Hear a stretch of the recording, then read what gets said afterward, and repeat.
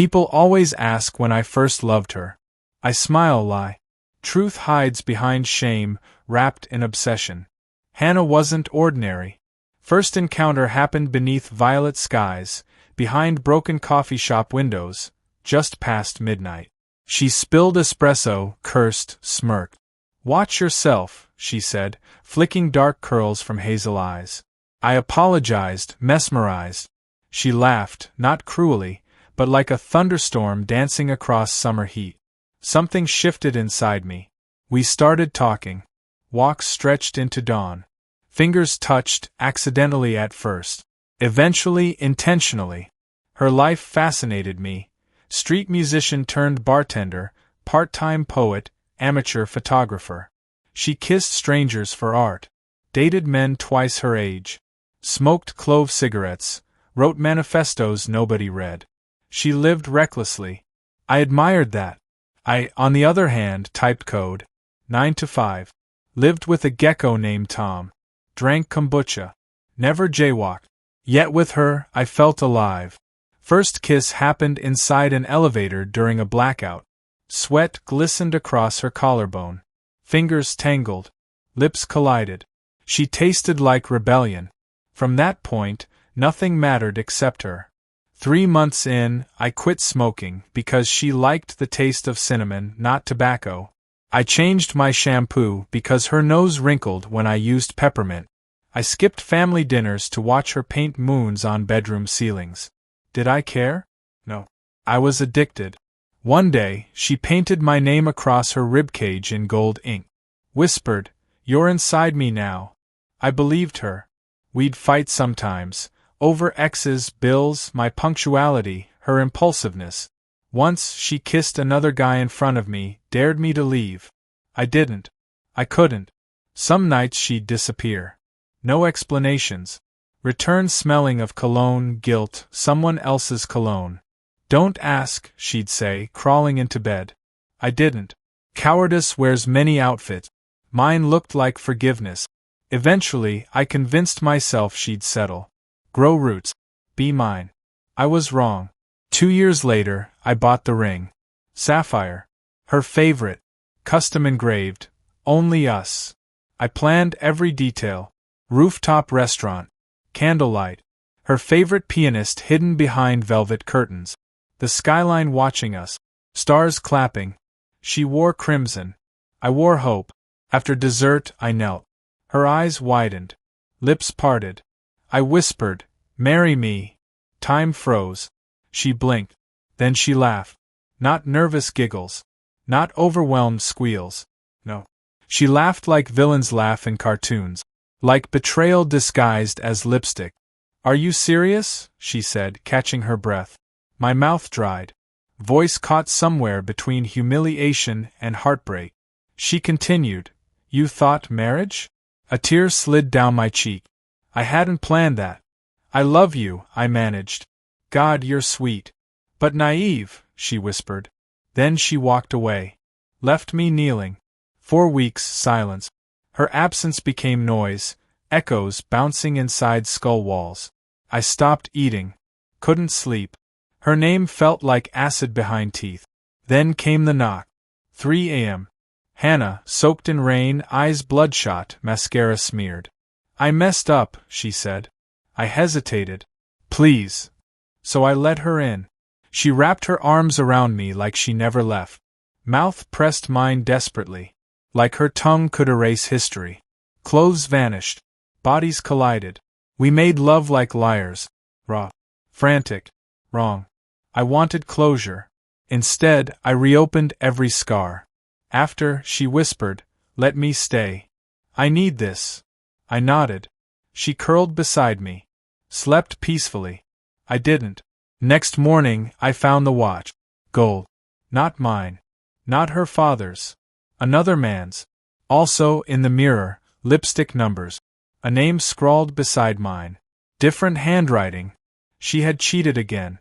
In my bed. I snapped. Not violently. Not loudly. Quiet rage. I packed her clothes. Left them outside.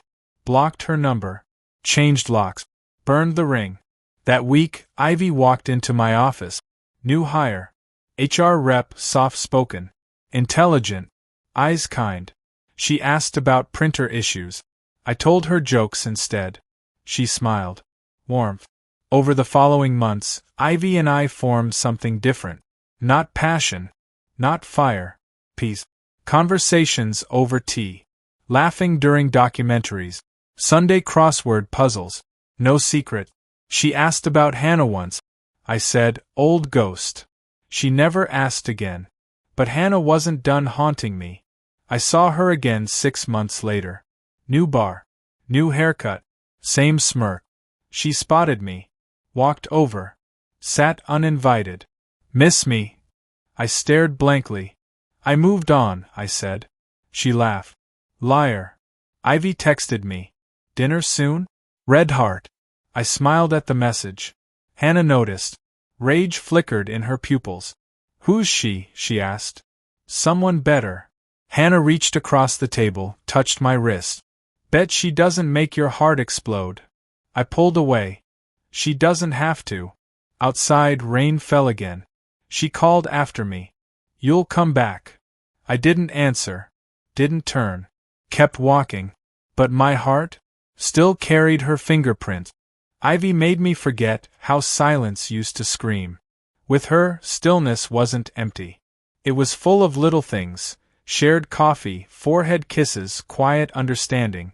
She listened, truly listened, and somehow knew when to talk, when to hold, when to simply breathe beside me. She never questioned why I flinched when phones buzzed or why I froze at perfume that smelled vaguely like Hannah's. Instead, she built routines around my wreckage. She filled the cracks with soft smiles, home-cooked meals, and book recommendations that matched my moods so well it was eerie. I fell into her gently. Maybe not the way I had crashed into Hannah, but falling doesn't always need to hurt. Still, late nights tested me. When Ivy slept curled into my chest, dreams pulling her mouth into soft smiles, I'd stare into darkness and wonder, why did Hannah laugh? What was so funny about forever? Did she ever really love me? Or was I just another game, a placeholder until someone more thrilling arrived? Then I'd remember the night she came back, drenched, desperate, her lips trembling against mine. The way her nails dug into my back. The way she whispered, "You're the only one who's ever made me feel anything real." Those words poisoned me, because part of me still believed them. A year passed. Ivy moved in. We merged bookshelves, adopted a cat named Basil, hosted brunches. My life became normal, beautiful, even. I thought I was healing. Then I saw Hannah again. It was a wedding. Not ours, obviously. A mutual friend. Someone we hadn't spoken to in months. Ivy came with me, wearing a forest green dress that made her look like royalty. Hannah arrived late. I noticed her before she noticed me. Flame red hair now shorter. Thinner too. Black dress. No plus one. She looked around, bored, until her eyes landed on mine. Time hiccup. She smirked. Game on. During the reception, she cornered me near the drink. Still playing house? She asked, sipping red wine like blood. I didn't respond. You look domesticated. Still, I said nothing. I miss you, she added, softer this time. Sometimes I dream about that night. The one after I laughed. My jaw clenched. You made me believe again, she continued, voice trembling. And I ruined it. I ruin everything. But you always forgave me. I shook my head. Not anymore. You sure? She touched my wrist. Just like old times. Electric. Wrong. Familiar. Later, while Ivy chatted with the bride, Hannah caught my eye from across the room. She mouthed, "One more night." I looked away. But my heart skipped. My fingers curled into fists. Something inside me twisted. 3 days later, Hannah texted. One word, tonight? I didn't reply. But I showed up. I don't have excuses. I could say I needed closure. Or that curiosity betrayed me. Truth is, I wanted her. Her apartment smelled like sandalwood, regret, and candle wax. She opened the door wearing nothing but a black silk robe and that dangerous smile. You came, she whispered. I shouldn't have. But you did. She leaned in, kissed me slowly, like I was the only drug she ever craved. I kissed her back. It wasn't love. Not anymore. It was fire, fury, lust, memory, punishment, redemption. I gripped her hips, bit her neck, pulled her hair. She gasped, digging nails into my shoulder, whispering yes like a prayer she didn't deserve. We crashed onto her couch. She ripped my shirt open. We lost hours. Afterward, she laid her head on my chest, fingers tracing old scars. I ruined you, she said. I didn't argue. At home, Ivy waited. Dinner cold. Wine unopened. She looked up as I walked in. Traffic? She asked. I nodded. Lied. She kissed my cheek. I felt dirty. Days passed. Guilt gnawed through me. I tried pretending it never happened. Held Ivy tighter. Washed Hannah off my skin with scalding water. Buried truth under chores, kisses, soft mornings. But Hannah kept texting. Kept haunting. One night, Ivy found my phone unlocked. The thread was open. She read everything. Didn't scream. Didn't cry. Just asked, "Do you love her?" I didn't know what to say. Because no would have been a lie. And yes would have killed her. So I stayed silent. She left the next morning. No suitcase. No drama. Just a single note. You chose pain over peace. I hope she was worth it. I stood in our living room, surrounded by half-packed boxes, her scent still clinging to the couch, her voice still echoing in my head. And suddenly I realized something terrifying. I didn't want Hannah. I just didn't know how to stop wanting her. So I went back. Again. She welcomed me like a queen welcomes her knight. We spent nights wrapped in sheets, mouths bruised from need, limbs tangled like we were trying to erase time. But in between the highs, the cracks returned. She flirted with bartenders. Forgot my birthday. Took hours to reply. One night, I saw her with someone else. Tall. Handsome. Confident. They laughed together. The way she used to laugh with me. When I confronted her, she rolled her eyes. "Don't get possessive," I snapped. "You begged me back.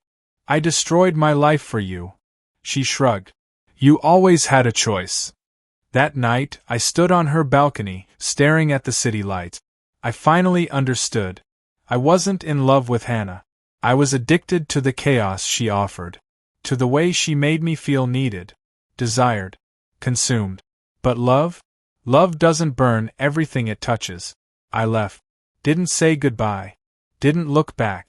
3 weeks later, I saw Ivy again. She was on a date. Happy. Laughing. Free. She didn't notice me.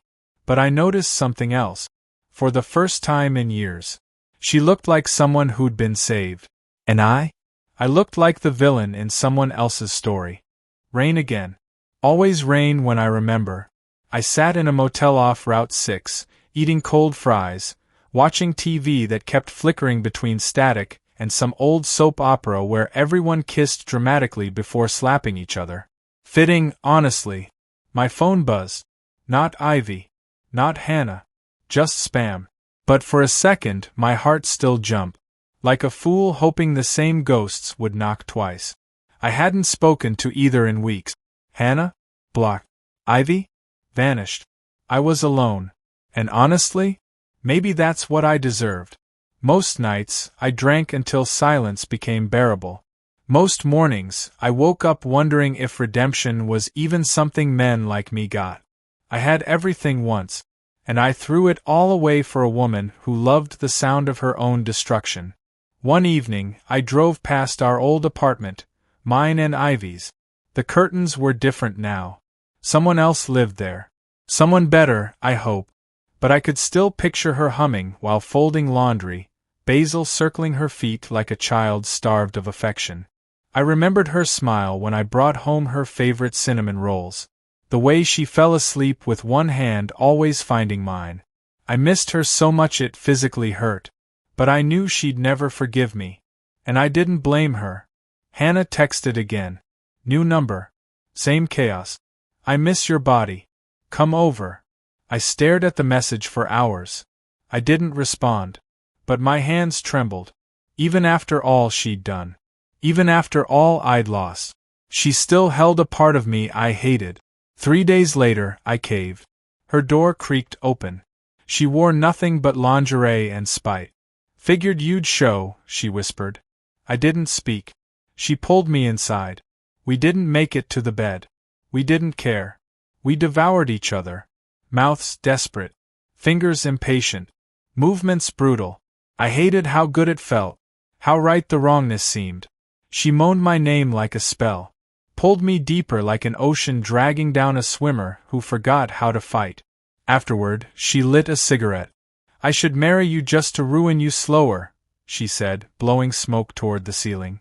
I stared at her, heart thudding in something between agony and ecstasy. You already did. That night, I cried in the shower. Not from regret. Not even from guilt. From realization. I would never be free of her. Unless I burned something to the ground. A plan formed. Not revenge. Just closure. Final, brutal honesty. I invited her to meet me. Neutral territory. Rooftop bar where city lights blurred reality. I arrived early, drank water, tried not to shake. She showed up an hour late. Red lips. Black dress. Trouble. Miss me? She asked. I nodded calmly. Sit, I said. She did. I slid a photo across the table. Her. Me. Ivy. The last Christmas before everything fell apart. Why are you showing me this? Because I want you to see who I used to be. She scoffed. Sentimental now? I leaned in. You don't get to live inside my ribs anymore. She blinked. You don't get to haunt me. Or wreck me. Or seduce me into forgetting everything I had. She narrowed her eyes. Is this some therapy thing? No, I said. This is goodbye. She laughed. Of course she did. You'll be back. I won't. She leaned in, seductive. Desperate. Dangerous. I could scream and the old you would crawl back. I didn't flinch. I'm not him anymore. I walked away. For real.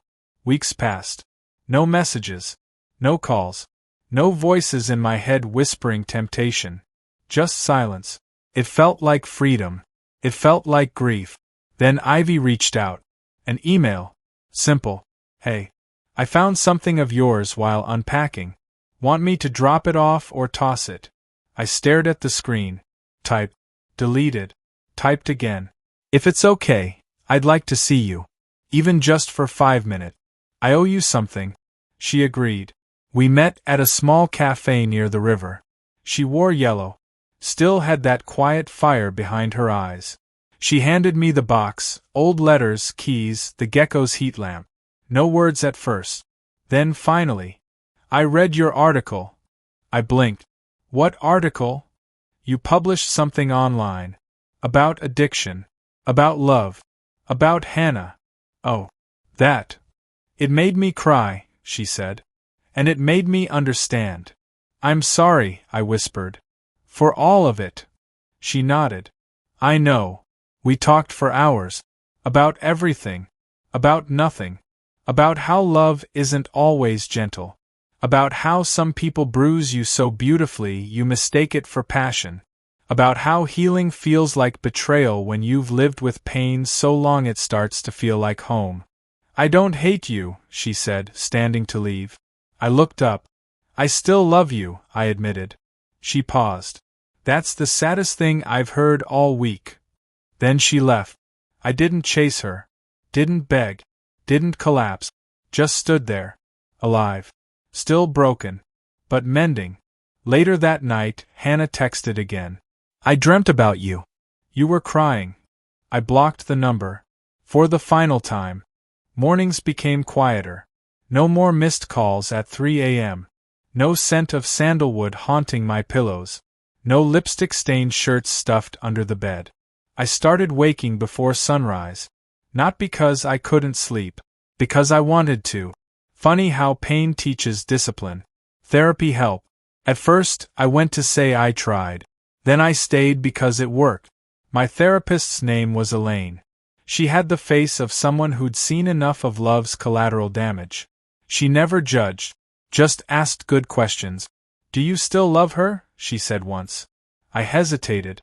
I loved how she needed me, I said.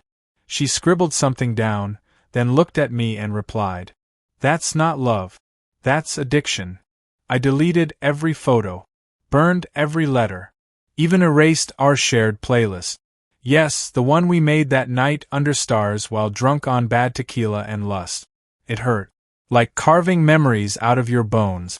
But sometimes healing means cutting yourself free from what once held you, even if it leaves you bleeding. Months passed. Seasons changed. People stopped asking about her. Eventually, I stopped answering. Then, one strange Thursday, Ivy messaged me again. Dinner? No expectations. Just company. I stared at the screen. Part of me panicked. The other part hope. I met her at a rooftop place she'd always wanted to try. She wore navy blue and a calm that felt earned. I wore honesty. Over wine, she asked about work. I asked about her new apartment. We laughed. Then she said something that stuck with me forever. I forgave you the moment I left, but I needed space to remember who I was before you fell apart. I blinked. Then I smiled. Because that was the most loving thing anyone had ever said to me. We didn't kiss that night. We hugged. Long. And when we pulled away, her fingers lingered on mine. Not a promise. A possibility. Later, I walked home under clear skies. No rain. No ghosts. No ache. I passed the street where I first met Hannah. I didn't stop. Just smiled, shook my head, and kept walking. Weeks later, I heard she left the city. Some say she married. Others say she vanished somewhere in Europe with a guy who played bass and smelled like whiskey. I didn't ask. Didn't care. I hoped she found peace. Even if it was chaos wrapped in new clothes. Ivy and I started seeing each other again. Not a restart. A rebuild. We took it slow. No more pretending. No more illusions. Just raw truth. I told her everything. Even the parts that made her flinch. And she stayed. Because forgiveness isn't forgetting. It's choosing to love anyway. 1 year later, we visited the beach. Same place I once planned to propose to Hannah. This time, no ring. No expectations. Just Ivy, holding my hand, toes buried in warm sand. She looked at the horizon. Then at me. You ever wonder why it didn't work? She asked. With her? I replied. She nodded. I thought for a second. Then said, because I was always chasing someone who didn't want to be caught. She smiled softly. And me? I kissed her forehead. Someone who caught me before I even knew I was running. We didn't need a ring to mean forever. But eventually I got one anyway. Simple.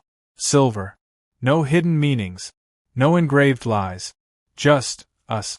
Still. She said yes. No laughter. Just tears. And this time I knew she meant it.